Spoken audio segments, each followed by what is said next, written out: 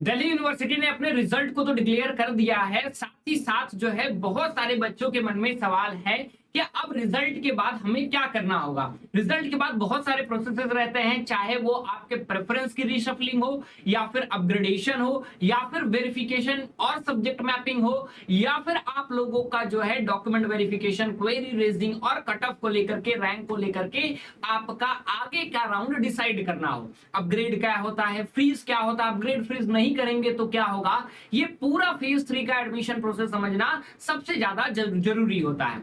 तो seat allocation को लेकर के, फेज 3 को लेकर के दिल्ली यूनिवर्सिटी ने अपने बुलेटिन में पूरे अच्छे तरीके से डिस्क्राइब किया है कि रिजल्ट आ गया है तो आपको आगे क्या करना होगा, और वही मैं आपको इस वीडियो में बताने जा रहा हूं। तो ध्यान से इस वीडियो को देखना, क्योंकि मिस करोगे तो हो सकता है आपका सीट कैंसिल हो जाए। नमस्कार, स्वागत है आपका हमारे ऑनलाइन लर्निंग प्लेटफॉर्म बेसिक शिक्षा पे। उम्मीद करता हूं कि आप बढ़िया होंगे, और अगर आप हमारे चैनल पे नए हैं तो सबसे पहले हमारे चैनल को सब्सक्राइब कीजिए, क्योंकि यहां से यूनिवर्सिटी तक का रास्ता हम आपके लिए आसान बनाने वाले हैं। बात करते हैं, रिजल्ट डिक्लेयर हो चुका है और उस फेज का जहां पे सबसे इंपॉर्टेंट और सबसे केयरफुली काम करना पड़ता है, फेज 3। फेज 3 में आपका सीट एलोकेशन का काम चलता है। अब सीट एलोकेशन का जब काम चलता है तो सीट आपकी एलोकेट होगी। जब आपकी सीट एलोकेट होती है तो कैसे होती है, आपकी जो सीट एलोकेट होगी तो आपको पता चलेगा कि कौन सा कोर्स आप कर रहे हैं। सपोज करो तुमको मिला है बीए ऑनर्स, ठीक है, तो कोर्स तुमको बीए ऑनर्स मिला है। फिर कौन से सब्जेक्ट में मिला है, तो बीए ऑनर्स इन साइकोलॉजी मान लो मिला है और हिंदू कॉलेज में मिला है। तो इस तरह से आपका सीट एलोकेशन होगा, और सीट आपके आपके मेरिट के हिसाब से, आपकी कैटेगरी के हिसाब से कितनी उस कॉलेज में सीट है या फिर यूनिवर्सिटी में सीट है, और बाकी जो रूल्स रेगुलेशंस है उसके हिसाब से आपको मिलेगा। लेकिन एक बार जब सीट मिल जाएगा तो आपको क्या करना होगा, ये सबसे इंपॉर्टेंट है। तो बुलेटिन दिल्ली यूनिवर्सिटी का कहता है कि एक बार अगर आपको सीट मिल जाता है तो आपका सबसे पहला काम है उस सीट को एक्सेप्ट करना। जी हाँ, अगर आपने यहाँ पे दिए गए टाइम फ्रेम में सीट को एक्सेप्ट नहीं किया तो आगे होने वाले सारे राउंड से आप बाहर हो जाएंगे, एंड दिस इज फाइनल। तो सबसे पहले तो सीट एक्सेप्ट करो, फी पेमेंट करना है या नहीं करना है बाद में। अब पहले आपने सीट एक्सेप्ट किया, once you have accepted the seat, इसका मतलब कि आप दिल्ली यूनिवर्सिटी को कह रहे हैं कि भैया आपने जो सीट दिया है हम उसको एक्सेप्ट कर रहे हैं, भले ही आपको ऑफ कैंपस मिले, आप सीट एक्सेप्ट कीजिए। और जैसे ही आप अपने सीट को एक्सेप्ट करेंगे, अब सीट में भी देखो, मान लो कोई एक व्यक्ति बीए ऑनर्स करना चाह रहा है, कोई एक बीए प्रोग्राम करना चाह रहा है, ठीक है, और कोई बीकॉम भी करना चाह रहा है। तीनों आपको मल्टीपल प्रोग्राम्स हैं। अब मल्टीपल प्रोग्राम्स में मान लो तीन तीन जगह आपको सीट मिल गई, तो तीन जगह अगर सीट मिल गई तो यहाँ पे साफ साफ लिखा है कि अगर मल्टीपल सीट्स आपको मिलती हैं तो कोई एक सीट सिलेक्शन करना होगा। अब एक सीट का सिलेक्शन कैसे करोगे, एक सीट का सिलेक्शन तुम तब कर पाओगे जब तुम अपने रैंक को देखोगे कि मेरा आने वाला रैंक जो है, उस मेरा नंबर कितना है और उस यूनिवर्सिटी का कट ऑफ क्या है, अपना कंपैरिजन करोगे, फिर जो है आप एक कोई सीट को एक्सेप्ट कर लेना, ठीक है। अब उसके बाद क्या करोगे, जैसे ही आपका एक्सेप्ट हो जाएगा तो एक्सेप्ट होने के बाद जिस कॉलेज में आपको एडमिशन मिला रहेगा, मान लो आपको बीए ऑनर्स साइकोलॉजी मिला है हिंदू कॉलेज में, तो हिंदू कॉलेज के पास आपका सारा डिटेल जाएगा।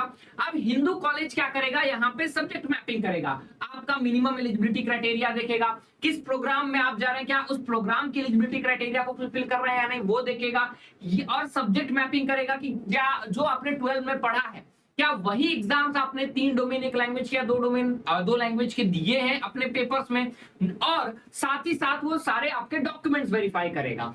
इन चार चीजों में अगर कोई दिक्कत हुई तो वो फिर आपको क्वेरी वाले सेक्शन में एक तो मेल करेगा या फिर क्वेरी वाले सेक्शन में बताएगा कि ये दिक्कत है, इसको आप रिजॉल्व कीजिए, और कहीं आप इन एलिजिबल हुए तो आपकी सीट वहां पे कैंसिल हो जाएगी और यही सब्जेक्ट मैपिंग पे आप क्या होंगे, आप इस पूरे रेस से बाहर हो जाएंगे, ठीक है। अगर आपने इस स्टेज को पार कर लिया तो क्या होगा, once you are done with this stage आपके पास फाइनल एडमिशन पेमेंट की लिंक आएगी, ठीक है।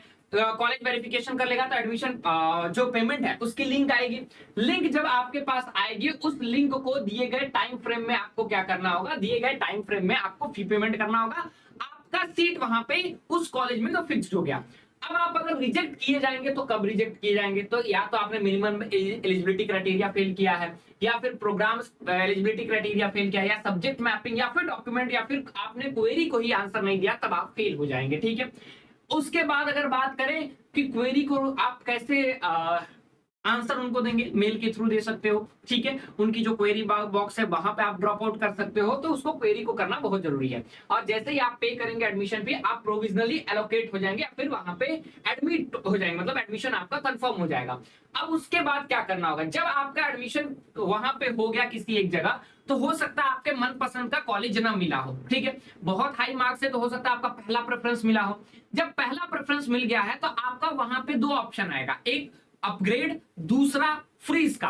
अगर आप संतुष्ट हैं कि मुझे यही सब्जेक्ट इसी कॉलेज में पढ़ना है तो फ्रीज कर दो, ठीक है। अगर नहीं तो आपको क्या करना है, आप अपग्रेड पे डाल दो। अपग्रेड पे क्या करेंगे, अपग्रेड पे अब आपको मौका रहेगा कि आपके ऊपर का जो प्रेफरेंस रहेगा वो अब आपको मिलेगा।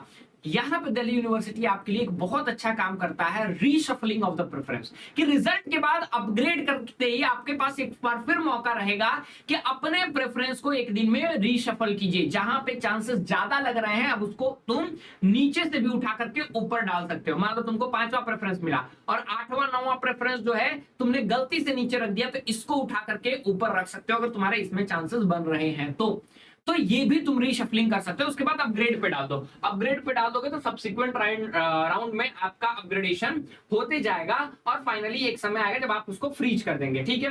अब अपग्रेड करेंगे तो उसी हिसाब से अपग्रेड फ्रीज होगा, और फ्रीज कर देंगे तो आपका आगे अपग्रेडेशन कुछ होगा ही नहीं, ठीक है। अदरवाइज आप अपग्रेड करेंगे तो हर बार जब आपका नया कॉलेज में एडमिशन मिलेगा, मान लो हिंदू से अपग्रेड हो गया सेंट स्टेफन गया, फिर सेंट स्टेफन आपका प्रोग्राम स्पेसिफिक या फिर डीयू की एलिजिबिलिटी, सब्जेक्ट मैपिंग वेरिफिकेशन, सारी चीजें वो भी करेगा। और फाइनली जो है आपका अपग्रेड फ्रीज के बाद एक समय आएगा जब आपका पूरा कहते हैं सीट कंफर्म हो जाएगा और आपको वो सीट एलोकेट कर दी जाएगी, ठीक है। अब सीट कब आपकी कैंसिल होगी इस पे मैं आपको अलग से वीडियो बना दूंगा। रिजल्ट के बाद आपको क्या करना है वो आपके लिए जानना बहुत ज्यादा जरूरी था। तो आपको सबसे पहले सीट एक्सेप्ट करना है। एक्सेप्ट करने के बाद क्या है, आपका जो कॉलेज अलॉट हुआ है वो वेरीफाई करेगा। कोई क्वेरी वगैरह आएगी तो आप डॉक्यूमेंट वगैरह सबमिट कर दीजिएगा। कुछ भी मैसेज आए उसका रिप्लाई कर दीजिएगा। उसके बाद जब आपका लिंक जनरेट होगा दिए गए समय पे आप उसका पेमेंट कर दीजिए। उसके बाद आपको प्रोग्राम जो मिला है उसको अपग्रेड पे डालकर छोड़ दीजिए और ये आपके लिए इंपॉर्टेंट रहेगा। साथ ही जब प्रेफरेंस रीऑर्डर का मौका मिलेगा तो प्रेफरेंस रीऑर्डर भी करना स्टार्ट कर दीजिएगा। ये आपके लिए इंपॉर्टेंट पार्ट है। बाकी कौन कौन दिल्ली यूनिवर्सिटी के किस किस कॉलेज में एडमिशन मिल चुका है वो कमेंट सेक्शन में बता दीजिए। टारगेटेड क्या है वो भी बता दीजिए। ये वीडियो कैसा लगा वो भी बता दीजिए। मिलते हैं अगले इंफॉर्मेटिव वीडियो में। Till then thank you so much. Hope this video was useful to you.